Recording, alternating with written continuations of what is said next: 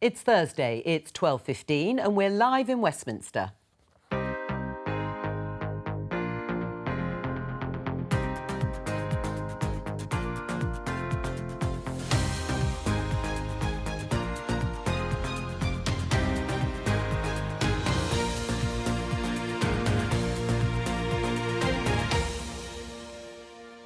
With me today, Conservative MP Tom Hunt, Green Party co-leader Adrian Ramsey, the President of the National Farmers Union Minette Batters and author and broadcaster Paul Mason. Today, the Doctors' Union issues a COVID warning. Now is the time to act. We have enough evidence that this is a trajectory heading in the wrong direction. It is very challenging pressure, but it is manageable. Also today, can we rid the internet of extremist content? Telegram users could access videos of murders and violent threats against politicians, the LGBT community, women and Jews. And all smiles for a new trade agreement with New Zealand. We've scrummed down, we've packed tight, and we've got the ball over the line.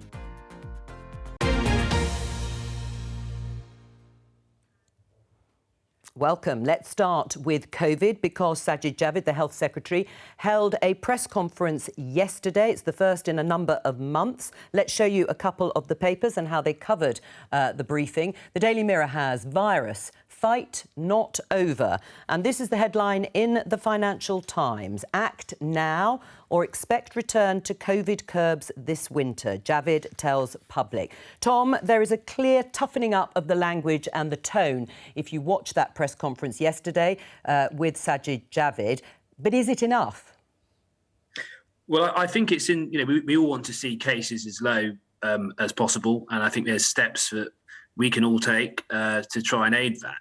I think clearly what is crucial is that everyone who's invited to come forward to have their booster jab does so. This is critically important, and they're not coming forward in quite the same numbers as they were for the first and second doses. So, but that's my message. And also, if you haven't been vaccinated, please do, because Ipswich has actually had very high levels of COVID this week.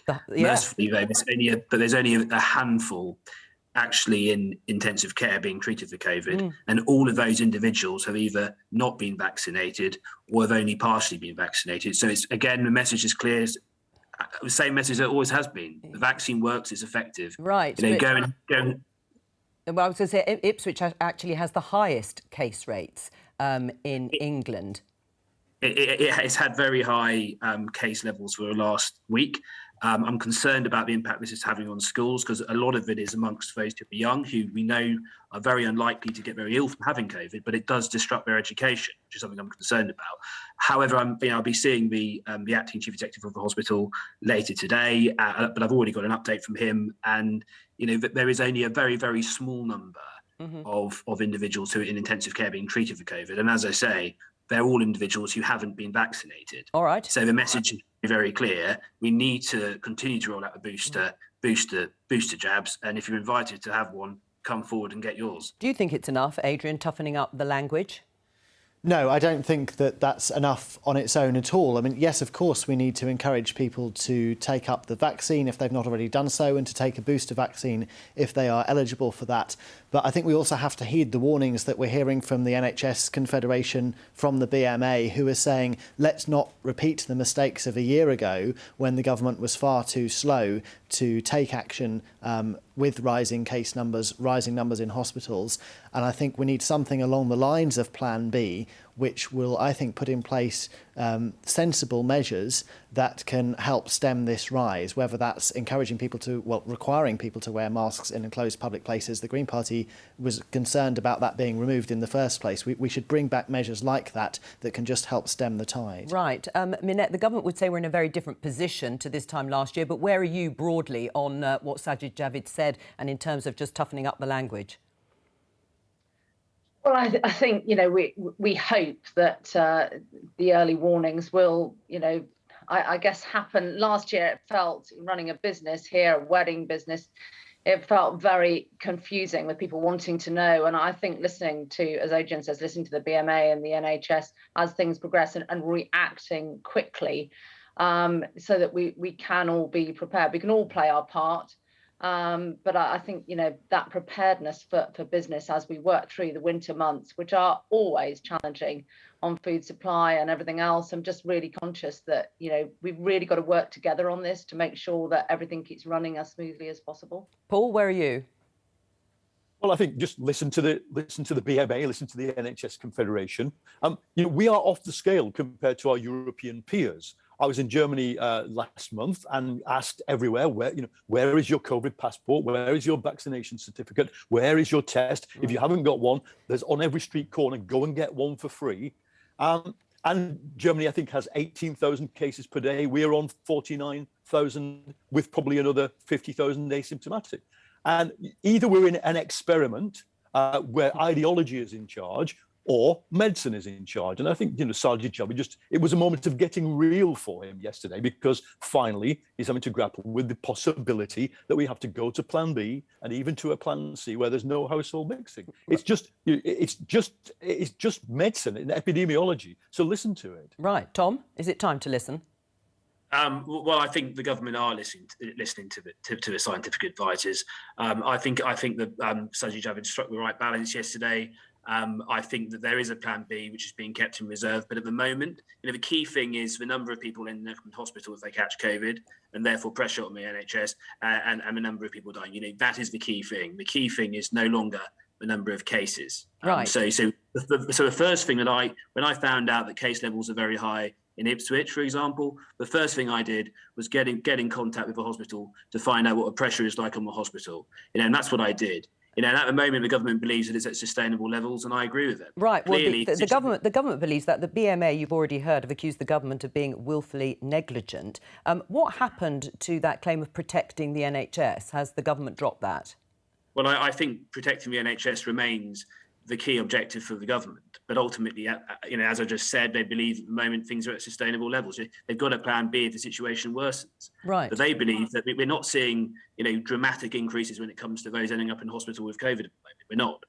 But it's right that we are prepared for a difficult winter, and the government are keeping in reserve extra measures that may be needed. Right, Paul, well, let me go to Paul. Paul, you're shaking your head. We're not in the same position as we were, of course, this time last year. And even the Chief Medical Officer isn't calling yet, it may happen, of course, isn't calling yet for more restrictions being mandated.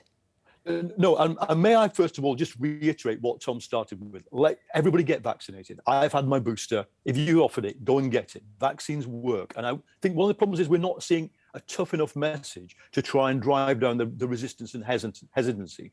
But, we're in a situation where, every other country has vaccines now. Every other country has rolled out the vaccines to its vulnerable population. And we can now judge ourselves over a long-term performance. And we'll look at it. We are miles ahead of countries like Germany, France, the Netherlands in terms of cases per head and the rest of it. And so all I want to see from the government is a recognition that we are not kind of with one leap, Jack is not free. We are not scot-free from this disease. We could be after several iterations of it, but we just have to manage it more actively and with greater prudence and forbearance. All right. Well, before we move on, Adrian, first, have you changed your behaviour at all? Have you started wearing a mask if you weren't wearing one before? Are you not going to crowded indoor settings?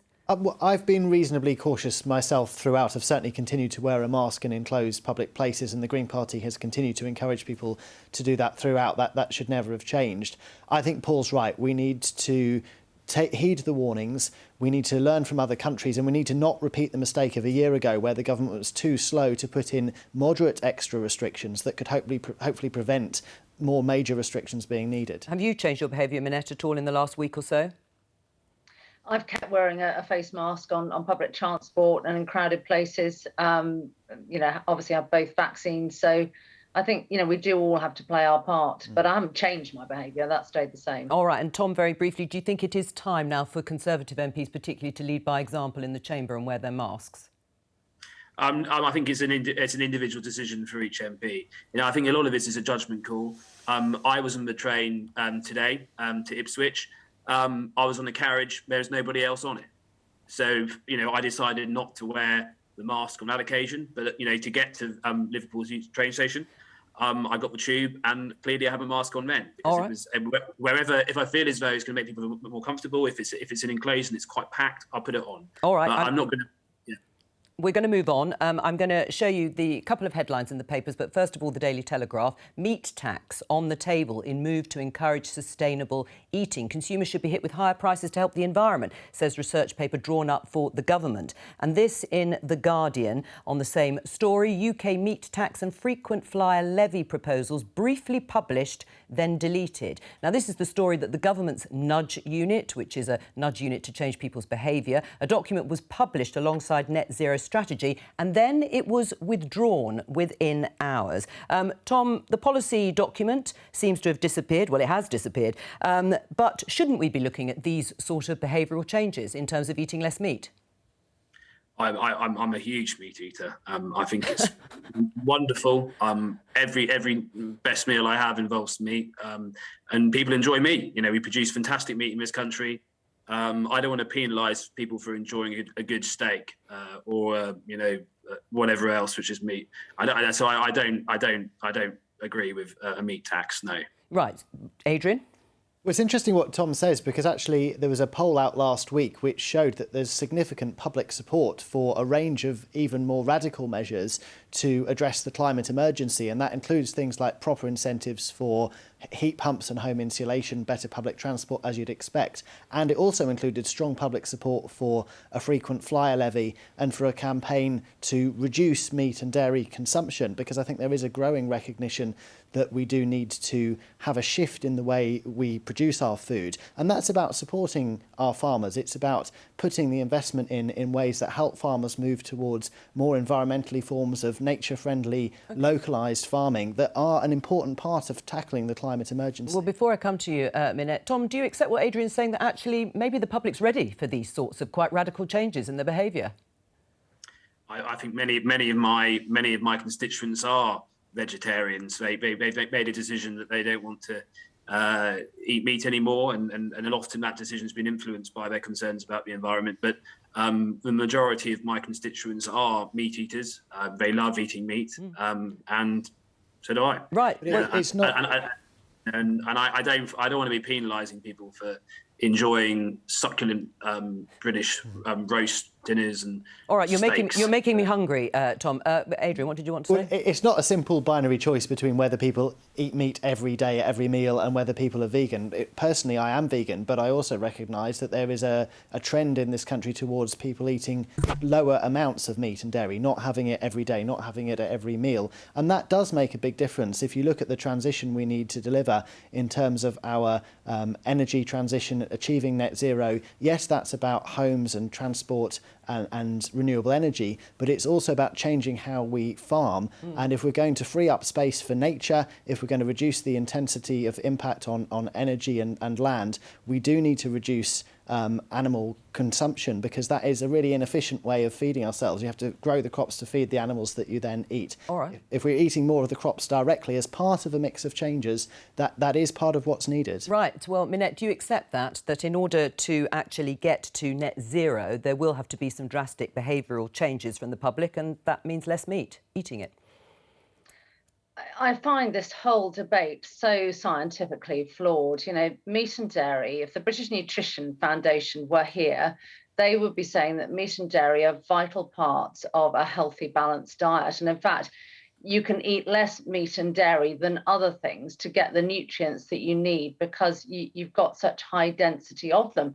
So this give up meat, give up dairy and save the planet is absolutely fundamentally flawed. And if we look to the very health of our ecosystem, and the animal manure that goes back into the soil to create the soil health is absolutely vital. Otherwise, growing everything, we are reliant on chemical fertilizers, which is far more damaging. So one day it will be absolutely scientifically proven that meat is actually part of the solution. We've now got tractors that are even running on methane, which is a short-term greenhouse gas. So it really is a very, very frustrating debate, Joe. I don't agree with meat taxes at all. Here we are striking trade deals all across the world, not insisting that food that's imported, meat that's imported, is produced to our standards. Right. And yet here we seem to be just hell-bent on driving a practice that will actually put farmers out of business. On crops, the livestock here is eating grass that we are not eating. So actually it's helping deliver on climate change, that we're not having rotting vegetations. Right. Well, predominantly incentive-based system. Right. Well, Adrian Minette has challenged the complete scientific basis for eating less meat in terms of helping the environment. Well, I think you could look at articles that have been published in journals like The Lancet, which I think might question that in terms of the nutrition. That's global. Let's look at the broader picture, because I want to agree with Minette on a number of issues, including on the trade deal, which does threaten. Well, we'll come to the trade bill in a moment, but let's get back to this core issue about whether we need to really reduce meat consumption in order to actually help the environment and hit net zero. Adrian? Well, what I would like to see is a tax on carbon and greenhouse gas emissions. And we've been talking about meat as an example, but let's broaden it out, because it's also about how do we achieve a big change in the economy overall. And what we're proposing as the Green Party is a tax on carbon and greenhouse gas emissions that would really force the 100 biggest companies in the world that are causing the vast majority of carbon emissions to change their behaviour, force a shift towards renewable energies, towards insulating homes, towards better public transport. Right. It's easy to get stuck on one element of this debate, but it's about the overall picture of changes we need to achieve. Well, let's bring Paul in on this, on the broader debate, because we've obviously talked about meat, because you've written in the New Statesman this week, Paul, that not only do the plans not go far enough, that's the government plans to hit net zero, but it's actually completely the wrong approach. We can see the headline here: only public ownership and dramatic state investment can decarbonise the economy at the speed required. I'm speaking there specifically about the energy system, not about agriculture. I don't want to take farms into public ownership. But I think the question around the meat tax, points to the fundamental problem. This government and many governments are trying to do everything using only market signals. So if you make something more expensive, people are supposed to do less of it. First problem there is the people who will do less of it are the poorest people. So while I love steak, I love driving a petrol car, I love lighting a fire with smokeless fuel in the morning, many people who are poor just can't do any of those things already, and they will be even less likely to do them if we tax everything. That's why I think we have to, I think we do have to address agriculture. Agriculture is, I think it's about an eighth or a quarter of all, of all global emissions. We obviously have an efficient agriculture system, as Minette says, but we do have to bear down on every aspect of carbon producing activity. But I think the only way we're going to do it is if the state takes a central role in the energy system. So the energy system for me is the key that unlocks all the other maybes and possibilities and options. If we can decarbonize energy rapidly, way before 2050, other sectors like agriculture could have sort of better choices. All right, well, let's pick that up, Tom, in terms of state intervention, the state taking control, particularly on the energy sector. Is that the way to hit net zero? I wouldn't agree with the state taking complete control of the energy sector, no. I mean, I think that we've got to, it's got to be a partnership with the private sector and business to tackle climate change, and it's got to be consistent with creating new jobs. And I think the Prime Minister's made that very, very clear over the last few weeks, and I think he'll make it clear at the conference in Glasgow as well. Right. Well, Paul, what is the problem with the partnership between the two? Why not get private companies to take on some of the cost? Look, they take on the cost. I think it's about a 1/12 of all. Well, let's put it this way: by 2050, the government intends for us to still be emitting about 81 metric tons of carbon into the atmosphere, and offsetting it with an industry called carbon capture and storage, which does not yet exist. I would like it to exist. I think it would give us options.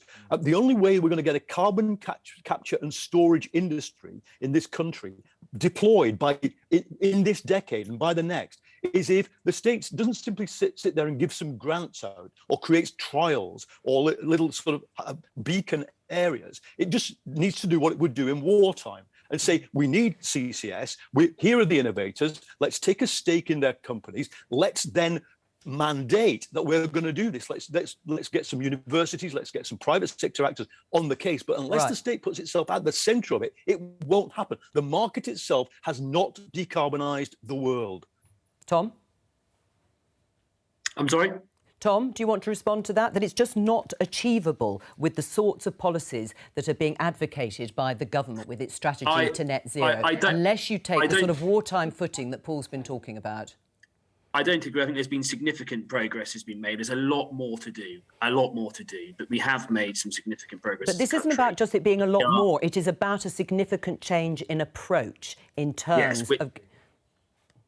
But I think that is what we're advocating. We are advocating a significant change of approach when it comes to where we get our energy from, making us less dependent on, making us more able to take control of our destiny when it comes to producing our own energy, but doing so in a way that creates, huge numbers of new jobs and opportunities for people of our country. I think that is what we're doing. We are being radical. We are being ambitious.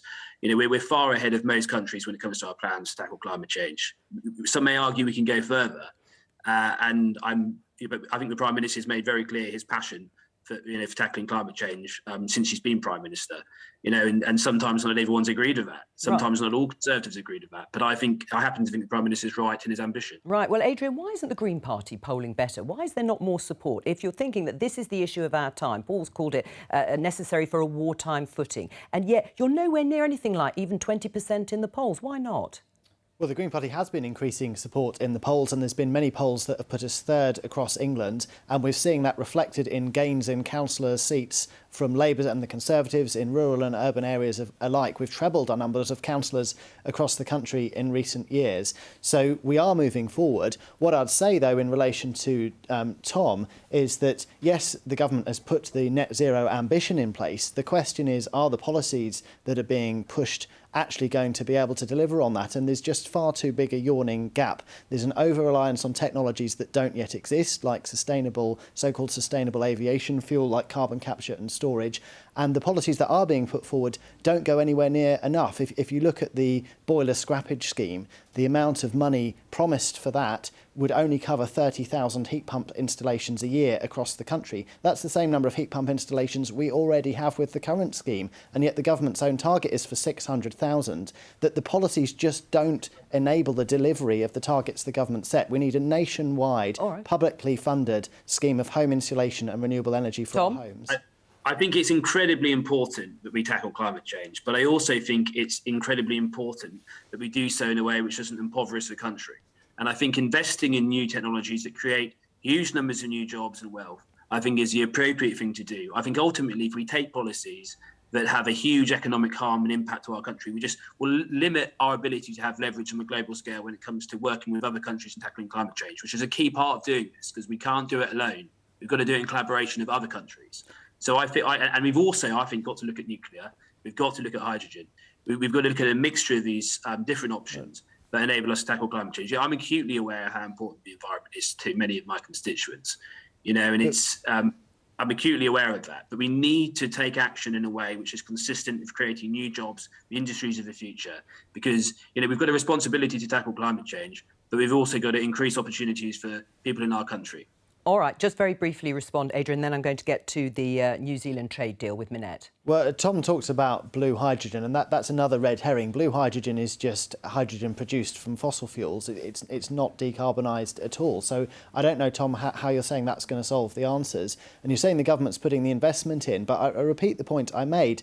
If you look at the amount that the government is proposing to put into incentives for heat pumps, the amount that would deliver is 30,000 heat pumps a year, which is the same being installed across the country under the existing incentive scheme. It's not actually moving us forward, even towards the government's own targets. These are the solutions we need to be getting behind, with all the opportunities that would bring for small businesses across the country, addressing the energy crisis and reducing carbon emissions. All right, I said, Minette, we would talk about the New Zealand trade deal. You mentioned it earlier.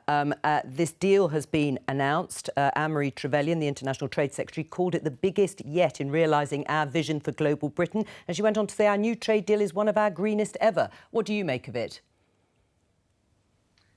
I don't see that at all. I think it is a complete betrayal, actually, to Britain's farmers. This government has continually promised there will be great opportunities for Britain's farmers in these trade deals. There is no opportunity for farmers to be exporting to Australia or New Zealand. I accept if you're exporting biscuits or other things, yes, there are opportunities, but not for the nation's farmers. And don't forget, Jo, 1 million people last year, 1 million people signed a petition saying that they did not want to see food imported into this country that would be illegal to produce here. Now, the situation with the Australian deal is that is exactly what will be happening. And we have given away so much for so little. There is nothing, if we look at our whole economy, there is very little in the Australian deal or the New Zealand deal. We could have done a deal that would have kept some safeguards in place that would have meant in future, if damage is being done to our own farmers, to our own industry, we could have put some sense checks in place to fully liberalise.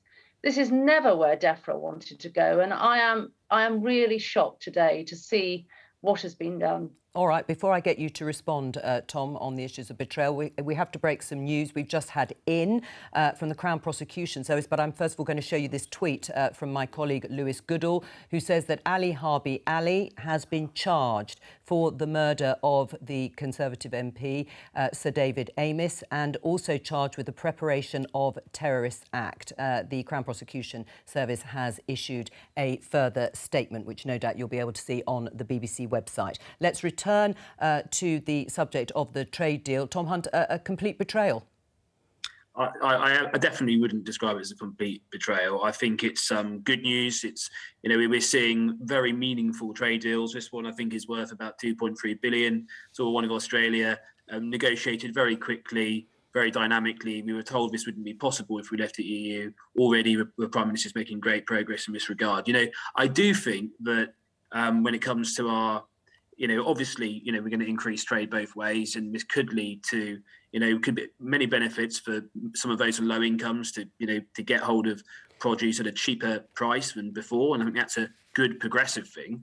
But I do think that we should be sort of, I think, patriotic about our, you know, our agricultural process, and just not only see risk, but also see opportunities. You know, I think we happen to produce the best agricultural produce in the world. Let's go and sell it around the world. You know, I think so. I do think, you know, I've got a lot of time for the NFU. I've met them in Suffolk, but I do think sometimes the NFU shouldn't always look at everything glass half empty, but sometimes glass half full. And, you know, we should be patriotic and passionate and positive about, you know, about what we produce. Right, well, and there's opportunities. I just need to let Minette briefly respond to that. You need to be a bit more upbeat, Minette, clearly. Being patriotic and thinking positively is quite honestly getting insulting.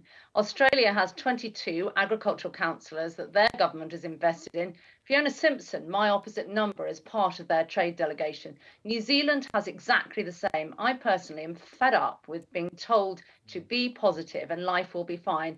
This government needs to act and put that infrastructure platform in place, and then I will be positive about it. At the moment, it hasn't, and it's warm words. We're going to talk about something else, although I just mentioned there the breaking news about a murder charge over Sir David Amess. We've been reflecting an awful lot, of course, on the death of the Tory MP. Let's take a listen to what the Home Secretary, Priti Patel, told MPs last night.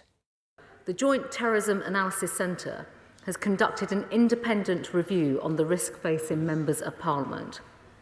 While we do not see any information or intelligence which points to any credible, specific or imminent threat, I must update the House that the threat level facing members of this House is now deemed to be substantial.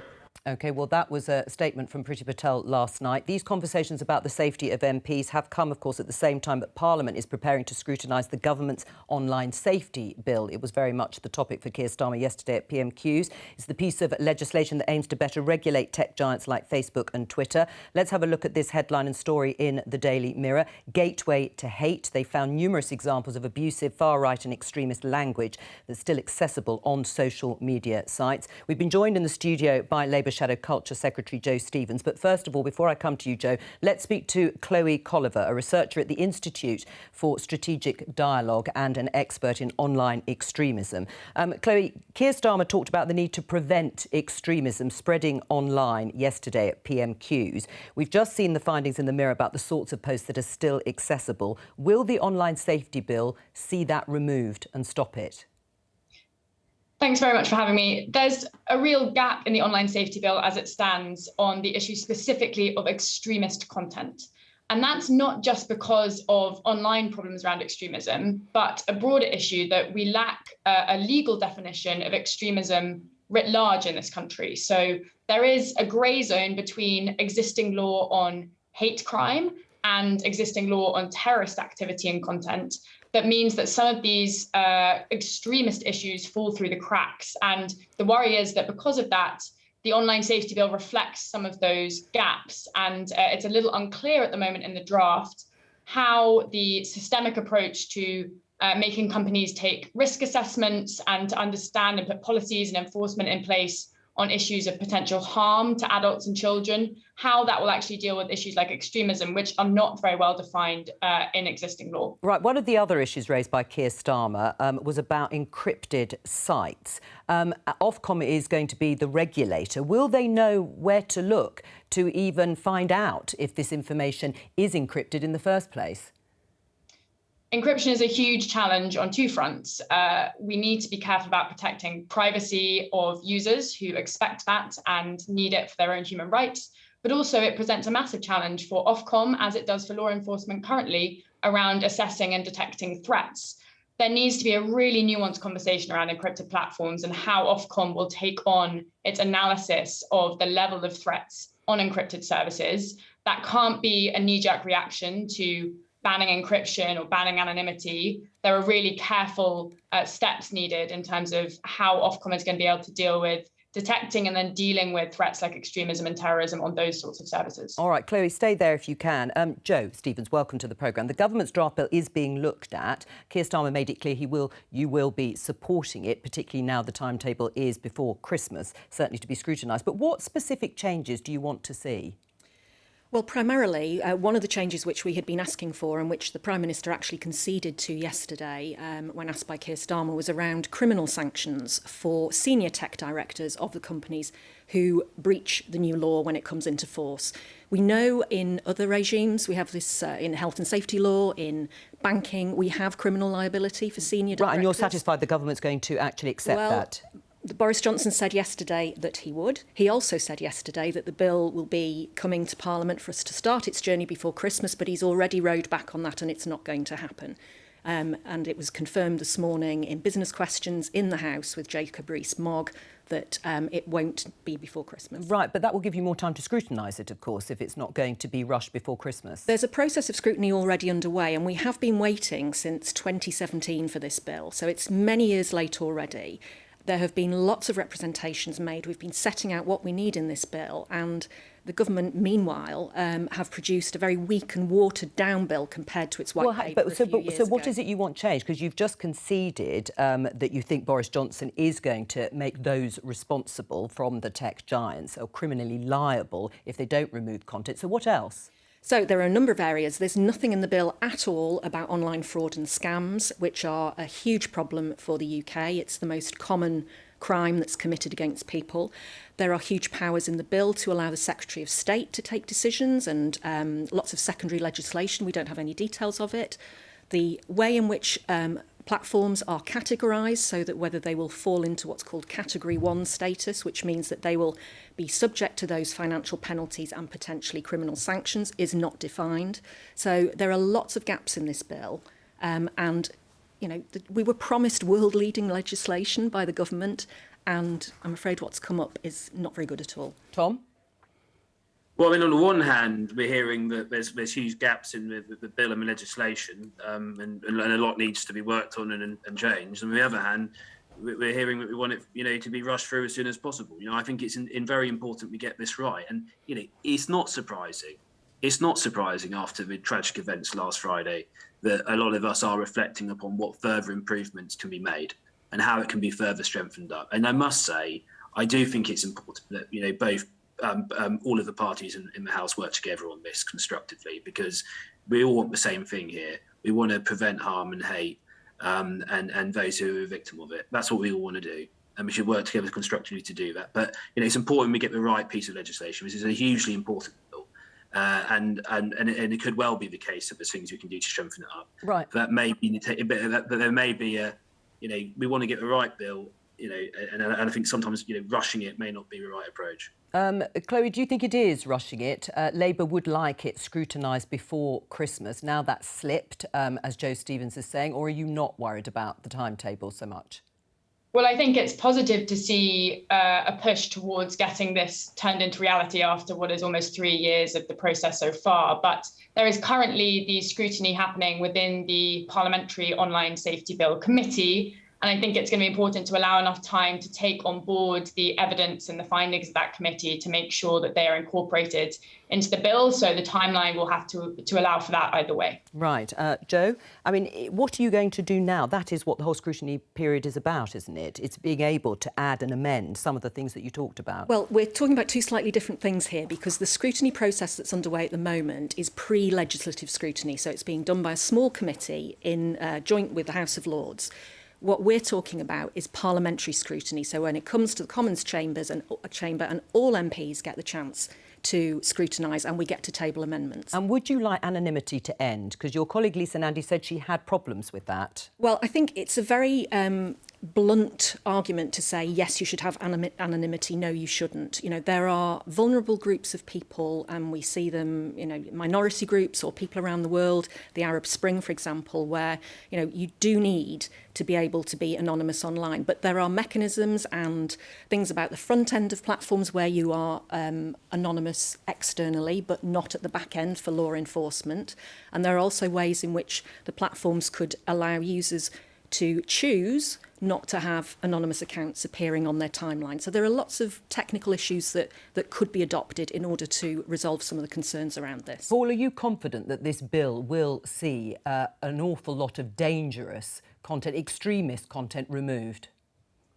I'm not, I'm afraid, although I appreciate, that it's a work in progress, and I would be prepared to wait if we could get one thing right.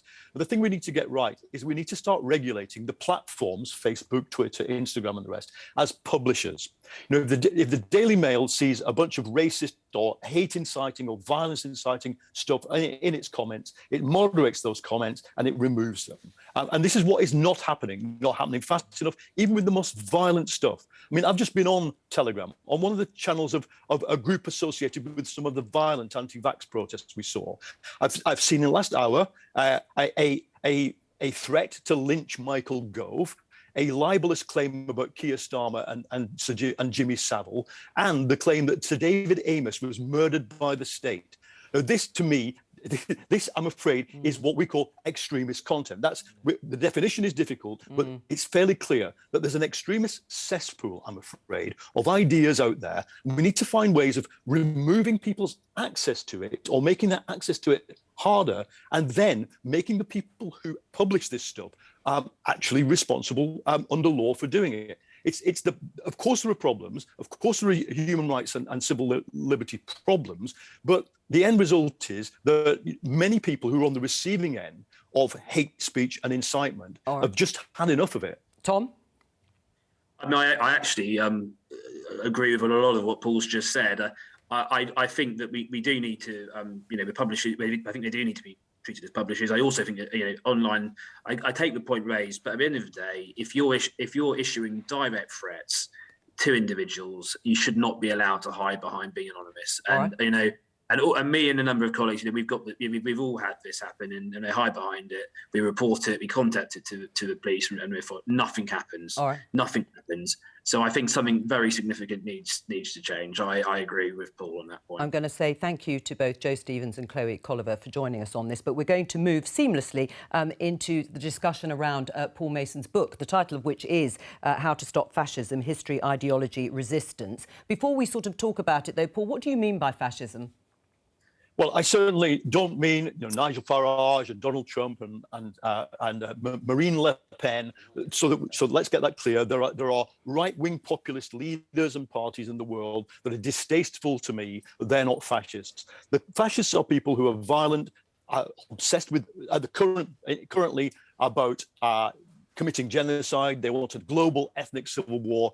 And their central mythology is that migration is a form of genocide against white people, the so-called Great Replacement theory. Now, their organizations are small. What the book is about is that their influence and the structure of their thinking is becoming very influential in these crisis-ridden times, above all, amid the mass voting and activist base of those right-wing populist parties I referred to. So that's the problem I'm trying to deal with.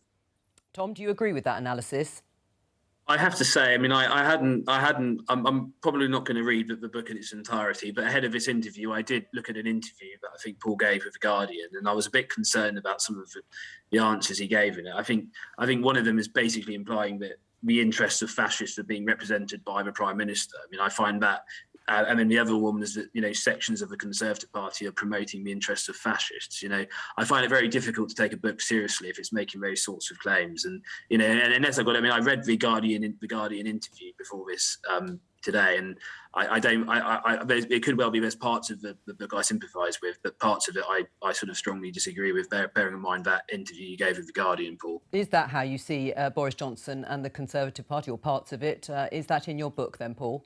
Well, no, but I do see Boris Johnson as an authoritarian conservative. I do, however, see a part of the Conservative Party echoing some of the thought structures of the far right. And one particular thing is when 28 Conservative MPs signed a letter to the press decrying what they call cultural Marxism.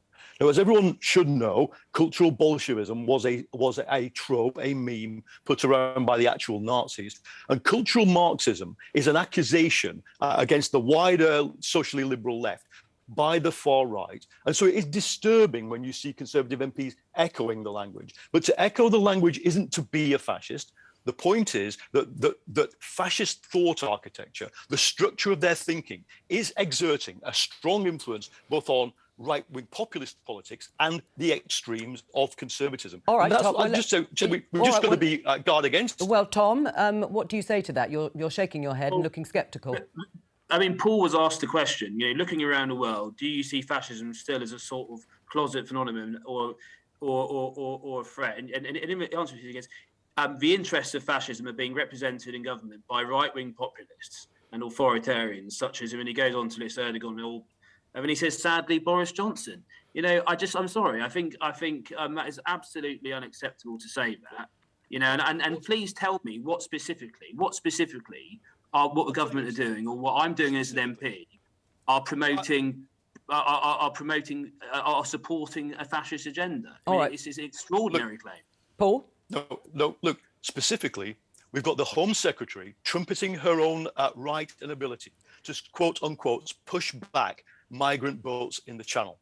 Now, when Priti Patel says that, I'm absolutely convinced that she believes that this can be done legally. I don't think it can be done lawfully. But whose agenda is it? What do fascists fantasize about? They fantasize about those pushbacks ending in death. And you've got to be prepared. You have got to be prepared to say, we reject that agenda. We reject the agenda of violent and genocidal thinking. Let Tom respond. Absolutely. Go on. Please go ahead. Paul, wanting to control immigration, being anti-illegal immigration, doesn't make you a fascist.